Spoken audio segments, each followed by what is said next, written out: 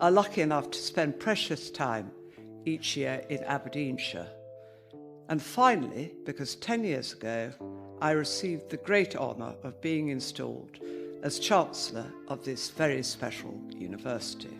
She was never the loudest in the room, never the one grabbing headlines or chasing cameras. Lady Louise Windsor was simply the quiet granddaughter, the one most people barely noticed. But behind the closed doors of Buckingham Palace, Queen Elizabeth was making decisions that would shake the entire royal family to its core. Private possessions, priceless jewellery, and a deeply personal legacy were being redirected, deliberately and quietly, away from those who expected it most. And when the dust finally settled, one woman was absolutely furious. I'm completely hopeless at it. I was a really bad actor at school, and I've never been able to master the art of mimicry. But my husband, he does it really. He can do all the voices. There are moments in the British royal family that the public never fully gets to see. Behind the carefully staged appearances, the formal ceremonies, and the newspaper front pages, there are quiet, private relationships that shape the family in ways that rarely make headlines. One of those relationships, arguably one of the most meaningful ones Queen Elizabeth II had in the final years of her life, was with her youngest granddaughter, Lady Louise Windsor. Most people, when they think about Queen Elizabeth's grandchildren, think of Prince William and Prince Harry. That makes sense. Both men have spent years in the public eye, one preparing to become king, the other at the centre of a very public break from the royal family. But while attention was focused almost entirely on that side of the family, something quieter was happening. A bond was forming that those closest to the palace describe as genuinely warm, tender even, and rooted in something as simple as shared time and mutual affection. Lady Louise Alice. Elizabeth Mary Mountbatten Windsor was born on the 8th of November, 2003. Her arrival into the world was anything but straightforward. Her mother, Sophie, who at the time held the title Countess of Wessex, suffered a sudden placental abruption and had to be rushed to Frimley Park Hospital as an emergency. Louise's father, Prince Edward, was abroad in Mauritius at the time and did not make it back in time for the birth. Louise was delivered by emergency caesarean section. Both mother and daughter experienced significant blood loss, and the situation was serious enough that it caused real alarm within the family. Louise was born prematurely and was transferred to the neonatal unit at St. George's Hospital in London, where she spent the early days of her life under close medical supervision. For Queen Elizabeth, the news of such a fragile start naturally triggered concern. She was, after all, not just a monarch, but a grandmother, and the vulnerability of a newborn grandchild under such circumstances would leave a mark on anyone. Those who were close to the royal family during that period have noted that the early weeks of Louise's life created a sense of protectiveness in the Queen that stayed with her for years. Louise's early health challenges did not end at birth. As she grew, she was diagnosed with a condition called esotropia, which causes the eyes to turn inward and misalign. She underwent multiple surgeries as a child to correct this. It was not the kind of difficulty that made headlines, but it was real, and it added to the sense within the family that Louise had faced more than most children her age.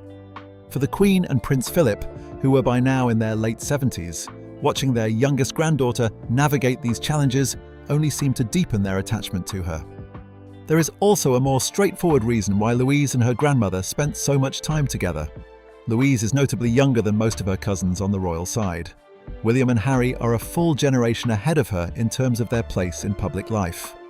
That age gap, combined with the fact that Louise grew up relatively close to Windsor, meant that she was often around her grandparents in a way that her older cousins simply were not anymore. As the older grandchildren grew up, took on royal duties, got married and started families of their own, Louise was still a child, still present, still available for the kind of easy, unscheduled time that grandparents and grandchildren enjoy when there is no particular agenda. A source with knowledge of the royal household spoke about this in 2019, noting that Queen Elizabeth particularly enjoyed her time with Louise at Balmoral, the royal family's Scottish estate, and that a genuine closeness had developed between them. The same source mentioned that Louise's brother James was also close to the Queen, but that Louise held a special place. Joe Little, the managing editor of Majesty magazine, has spoken about this publicly as well, pointing out that the Queen's bond with Louise was shaped in part by Louise being her youngest granddaughter, and that her early fragility had made her grandparents treasure her in a particular way. What makes this relationship stand out is that it was built largely away from cameras and public events. Royal journalist Rebecca English has recalled being told by a member of palace staff about quiet afternoons where the Queen would sit with Louise and James watching the children's television programme Mr. Tumble. These were not formal occasions. There was no press presence, no choreography. The Queen would visit them at their home near Windsor, or they would come to her, and they would spend time together in the way that any family does when they are simply comfortable in each other's company. It is exactly that kind of ordinary closeness that tends to mean the most. Louise also showed qualities that seemed to genuinely resonate with her grandmother. Those who spent time with the family at Balmoral have noted that Louise was helpful and patient with the younger children in the family, including William and Kate's children. She was described as someone who would sit with young Princess Charlotte and teach her to draw animals, including rabbits and deer. For a grandmother watching her grandchildren interact with the next generation, that kind of natural warmth tends to be noticed and remembered. Louise had an artistic side that the Queen responded to directly. Because of her interest in drawing and painting, Queen Elizabeth gave Louise access to something that was rarely shared even within the family, a collection of personal sketches made by Queen Victoria during her time in the Scottish Highlands. These were private works, not displayed publicly, not widely known. The fact that Elizabeth chose to share them with Louise says something about the level of trust and affection that existed between them. Her parents, Prince Edward and Sophie, played a significant role in shaping who Louise became and how she was perceived within the family. Edward is the youngest of the Queen's 4 children, and by most accounts the one who caused her the least concern over the years. While the other royal children generated their share of controversy, Edward built a stable, relatively private life. Sophie, who married Edward in 1999 and is widely regarded by those who follow the royal family as the Queen's favourite daughter-in-law, gave up her career in public relations in 2002 to focus fully on royal duties and her family. She has since supported more than 70 charities and earned a reputation for being dependable and discreet. Sophie has spoken openly about how she and Edward raised Louise and James. The children were not shielded from the reality of their grandmother's position, but they were also not pushed into it.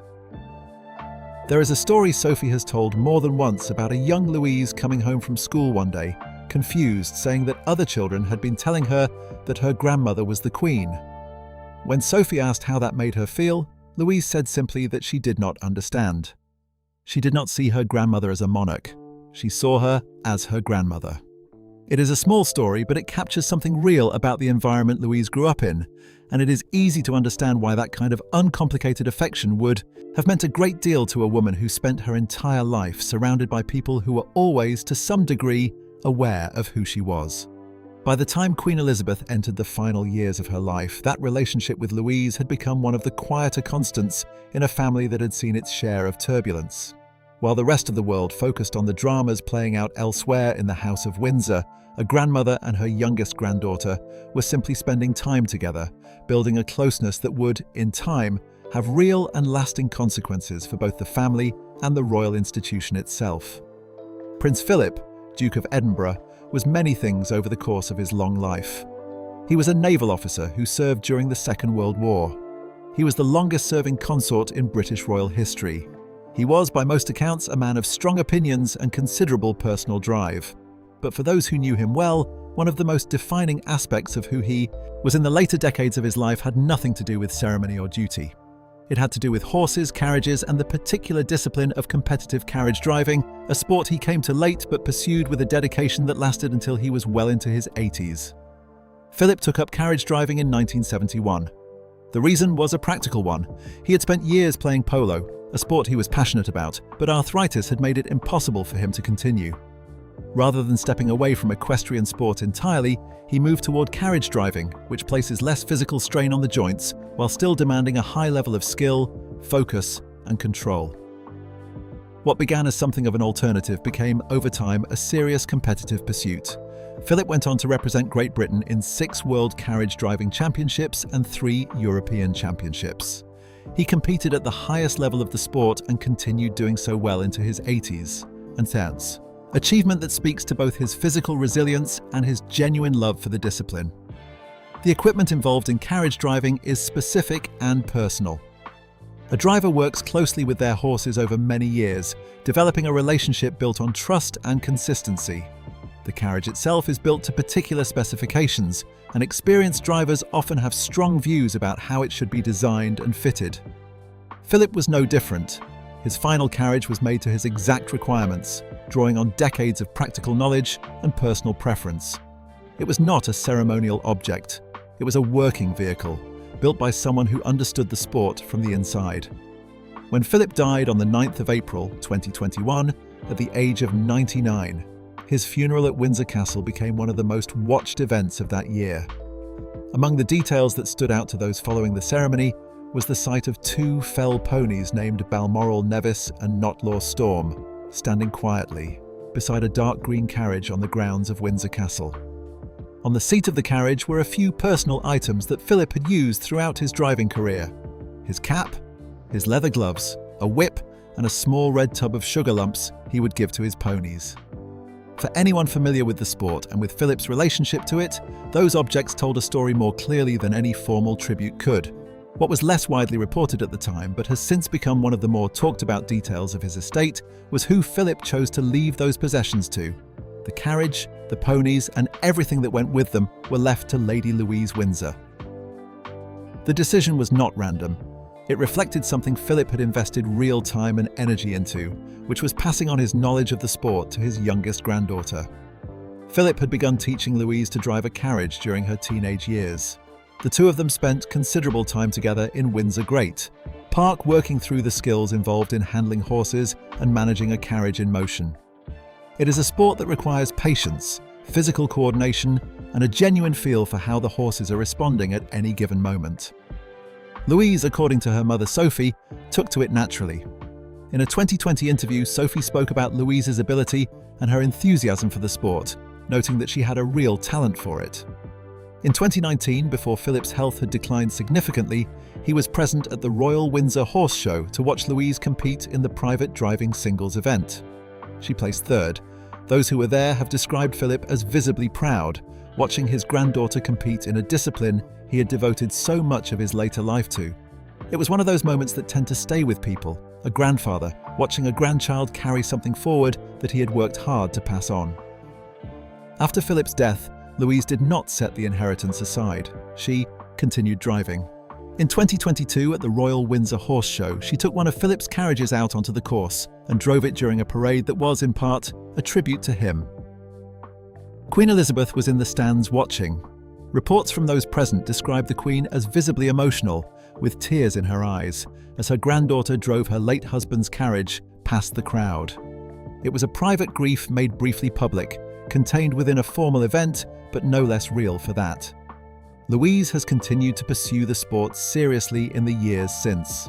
In 2024, she competed at the British National Carriage Driving Championships and placed second in her class. She competed under the surname Mountbatten Windsor, the royal family's surname rather than a title, which reflects a broader pattern in how Louise has chosen to present herself publicly. She is not working with a royal title. She competes as a young woman who has learned a skill and is developing it through practice and competition, which is precisely the approach Philip modelled throughout his own driving career. What makes this particular inheritance worth examining closely is that it was not simply a transfer of property. Philip could have left his carriages and ponies to any number of people or institutions. Equestrian organisations would likely have been glad to receive them. Instead, he left them to someone he had personally trained, someone he had spent hours with in Windsor Great Park, someone he had watched compete and improve over time. The choice was personal in a way that went beyond sentiment. For Louise, receiving those possessions came with a kind of responsibility that she appears to have taken seriously.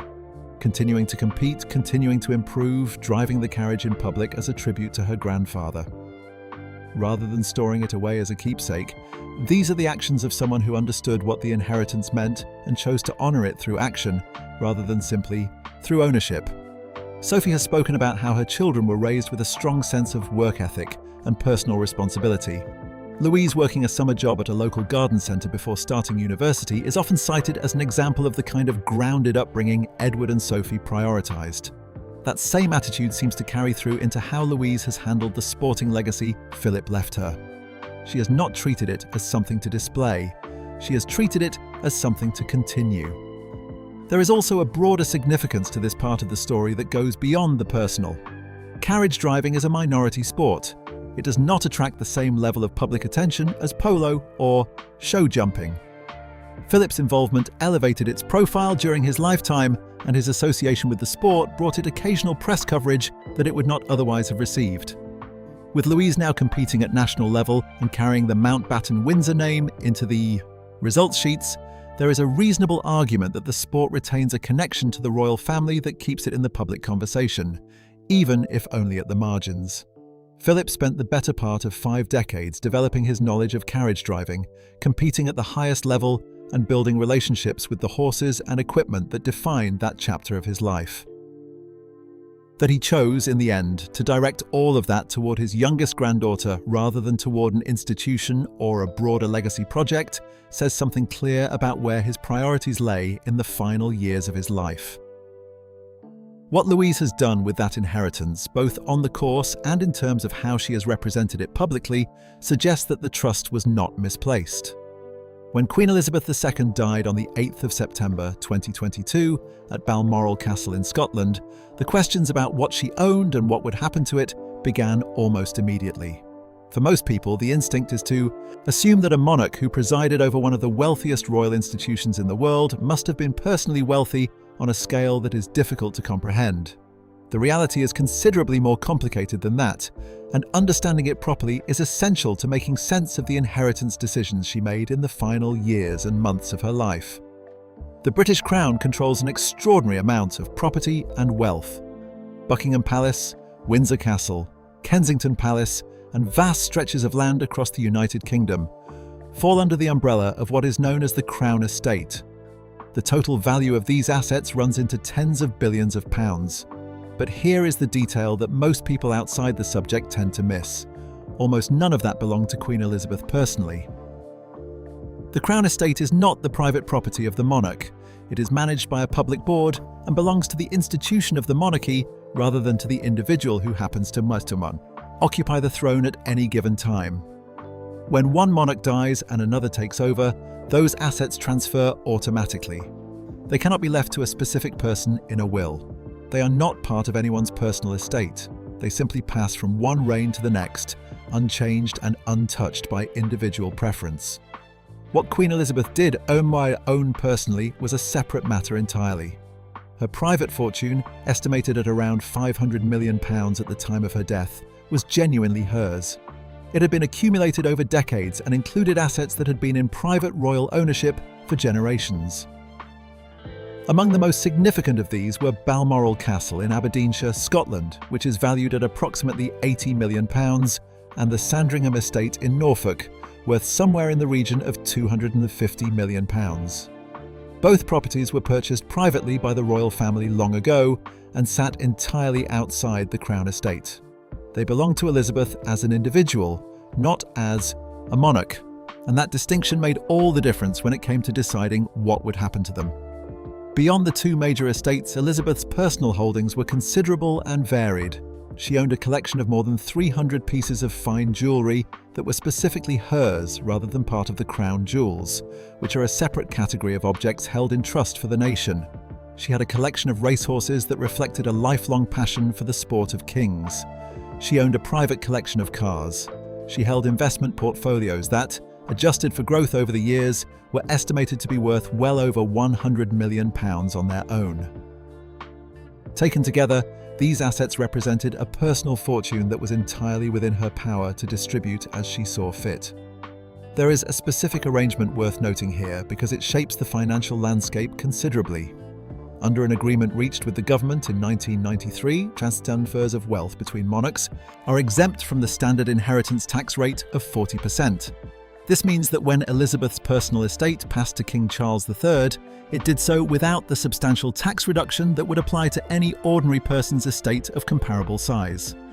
That arrangement applied specifically to the transfer between monarchs, but it did not prevent Elizabeth from making individual decisions about where specific items, properties or portions of her estate would go before or at the point of her death. And that is precisely where things become interesting. In the months before she died, there were credible reports that Queen Elizabeth had been actively thinking about her personal possessions and the question of who should receive what.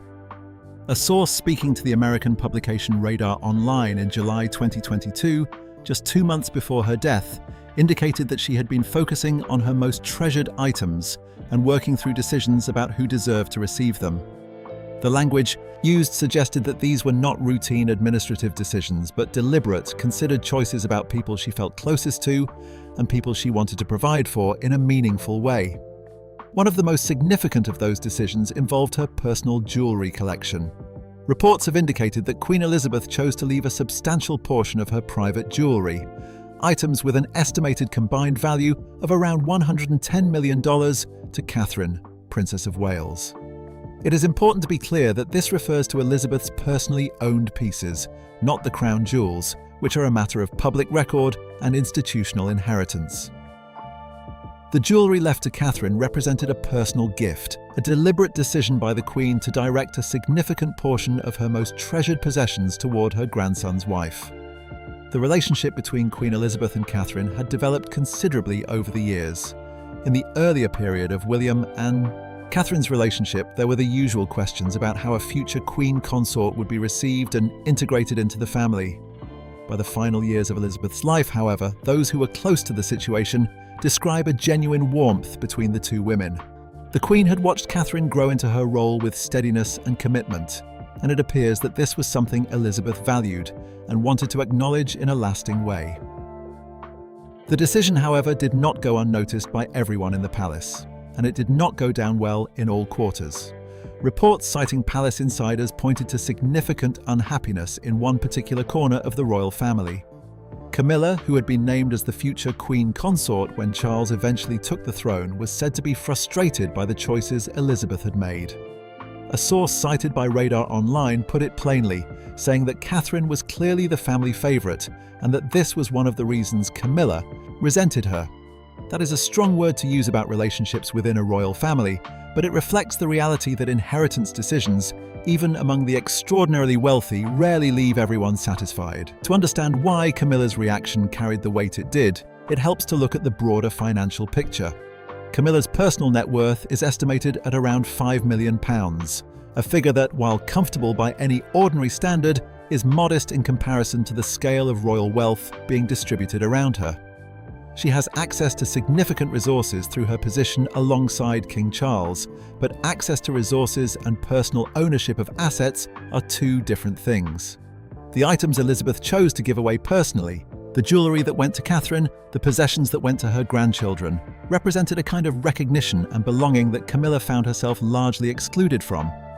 There is a human dimension to this that sits underneath, the financial one.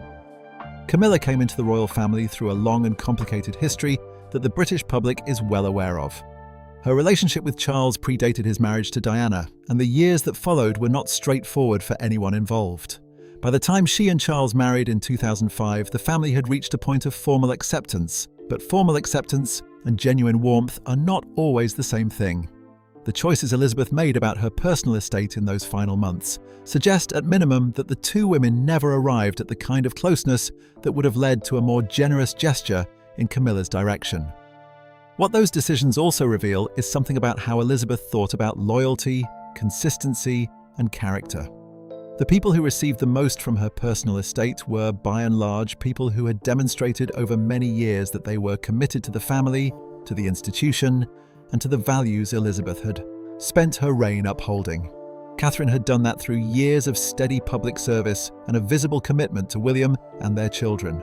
The choices reflected not just affection, but a kind of assessment of who had earned what, made by a woman who had been watching her family closely for decades and who had strong, if rarely expressed, views about what she saw.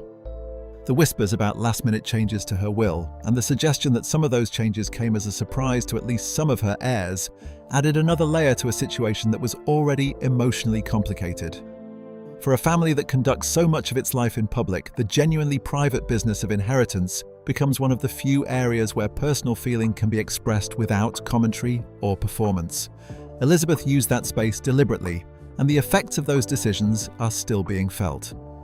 There is a particular kind of attention that comes from being a member of the British royal family. And for most of the people who carry that distinction, it arrives early and does not leave. From the moment they are old enough to appear at public events, they are photographed, analysed and written about in ways that most people will never experience. Lady Louise Windsor has, for the majority of her life, managed to avoid most of that. Not through any dramatic withdrawal or deliberate act of avoidance, but simply by getting on with things quietly, in a way that has made her one of the least publicly known members of a family that is, collectively, among the most publicly known in the world. That is beginning to change, and the reasons why are worth paying attention to. Louise was educated at St. George's School within the grounds of Windsor Castle, before moving to St. Mary's School in Ascot for her A-levels. At Ascot, she studied English, history, politics, and drama, a combination of subjects that reflect someone with broad intellectual interests and an awareness of the world she was growing up in. She was, by the accounts of those who knew her during that period, a serious student, not someone coasting on the convenience of her background, but someone who engaged with her education genuinely. In September 2022, just days after her grandmother's death, Louise began studying English at the University of St. Andrews in Scotland. The timing was notable. She had just lost her grandmother, a woman she was by all accounts genuinely close to, and within a matter of days she was beginning one of the most significant new chapters of her own life. St. Andrews carries its own royal associations. It is the university where Prince William met Catherine Middleton roughly 2 decades earlier, and royal watchers noted the connection, though Louise arriving there as a student rather than a famous face meant she was able to settle in without the kind of attention that had surrounded William's time there. What happened next was not something many people anticipated. In 2024, Louise joined the Tayforth University Officer Training Corps, a unit connected to the British Army Reserve. Photographs emerged of her in military clothing, with face paint applied and a helmet marked with the name Windsor, training alongside other officer cadets in conditions that were noticeably unglamorous. For a young woman who could, if she chose, spend her university years attending events and cultivating a public profile. The decision to pursue military training said something clear about her priorities and her character. By 2025, she had progressed to the rank of officer cadet within the Army Reserve. It is a real commitment, not a token gesture. The training involved is demanding, and the progression through the ranks requires consistent effort over time. Louise was not doing it for the photographs. The photographs, in fact, were relatively sparse compared to what they might have been had she chosen a more publicly visible path. The parallel with Queen Elizabeth is one that several royal commentators have drawn, and it is a genuine one rather than a forced comparison. Elizabeth carried out her first official public duty at the age of 16, inspecting troops at Windsor Castle during the Second World War. At 18, she joined the Auxiliary Territorial Service, becoming the first female member of the royal family to serve actively in the armed forces. The echoes in Louise's trajectory are clear. A young woman from the same family, shaped by many of the same values, choosing service and discipline at an age when other options were readily available. Richard Fitzwilliams, a royal commentator who has followed the family closely for many years, has spoken about Louise in terms that suggest she is being taken seriously by those who study the monarchy professionally. He has noted that she shares qualities with both her grandparents, carrying something of the Queen's quieter, more reserved nature, while also having absorbed Philip's competitive instincts through the carriage. Driving, he taught her. That combination of composure and drive is not a bad set of qualities for someone who may eventually take on a more prominent role within the institution. The question of what role Louise might play going forward is one that has been discussed with increasing frequency among those who follow the royal family. There are, at present, only a small number of working royals under the age of 70, and the demands on that group are considerable. William and Catherine carry the majority of the public-facing work for the next generation. The wider family circle has thinned considerably in recent years, partly through retirements and partly through the departures and controversies that have reduced the number of people actively engaged in royal duties. Louise has not committed to becoming a working royal, and she has not been pressed to do so publicly.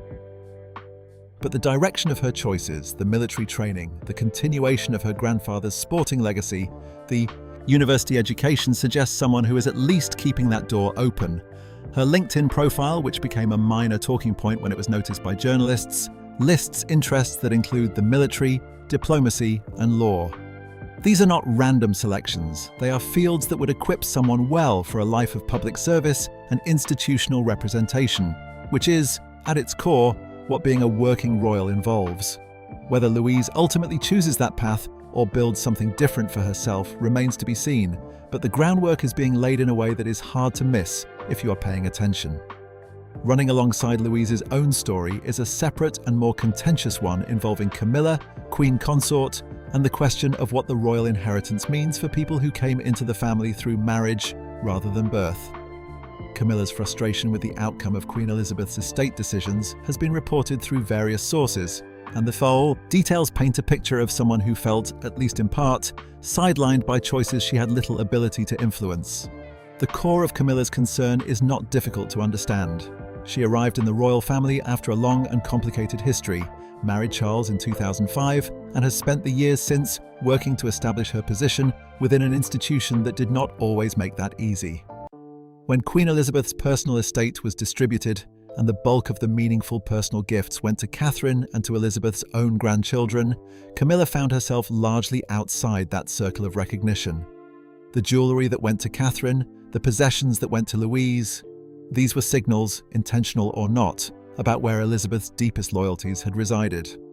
Reports have suggested that Camilla has been mindful of future inheritance questions as well, particularly as they relate to King Charles's own estate planning. There have been claims that she has concerns about how much of Charles's estate might eventually go to Prince Harry, from whom the family has been publicly estranged since Harry and his wife Meghan stepped back from royal duties and relocated to the United States. Camilla's reported preference, according to sources cited in various publications, is that her son Tom Parker Bowles, who has built a career as a food critic and author, should benefit from Charles's generosity. Tom has become a more visible presence at royal events in recent years and has maintained a close relationship with his mother throughout her time as Queen Consort. The contrast between Tom Parker Bowles' position and Lady Louise's is one that illustrates something fundamental about how the British royal family works. Tom is Camilla's son, from her first marriage. He is not a blood relative of the Windsor family. He does not carry a royal title. He attends events and has a relationship with the institution through his mother, but he sits outside the family line, in a way that limits what he can expect to receive through royal inheritance, regardless of how close he is to Camilla or how much time he spends in palace circles. Louise, by contrast, is a direct descendant of both Queen Elizabeth and Prince Philip. She is 17th in line to the throne. She has received personal gifts from both her grandparents. She has a place in the family that is defined by blood and by a lifetime of relationships that were built in private and have proven to be durable. Louise has also made a choice that, in the context of royal politics, turns out to be a quietly significant one. She and her brother James were offered the option of using HRH titles when they came of age, in keeping with their position as grandchildren of the monarch. Both chose not to take them up. Louise has continued to live and work without a Royal Highness designation, which means she moves through the world with considerably less of the formal apparatus that surrounds the more senior members of the family. It is a decision that reflects the way she was raised. In a household where Edward and Sophie were deliberate about not allowing their children to grow up with a sense of entitlement, but it also has a practical effect. Someone who does not insist on the formal trappings of royal status tends to generate less of the resentment and scrutiny that those trappings attract. In a family where status, inheritance, and public perception are constantly being negotiated and contested, the person who steps back from the visible markers of privilege sometimes ends up with more of the genuine kind. The relationships Louise built with her grandparents were not built through positioning or strategy. They were built through time spent together, through shared interests, through the kind of ordinary human warmth that does not require a title to exist. What she has received as a result, both materially and in terms of her place within the family's story, is a direct reflection of that. And what she does with it from this point forward is a question that those who follow the royal family will be watching with increasing interest.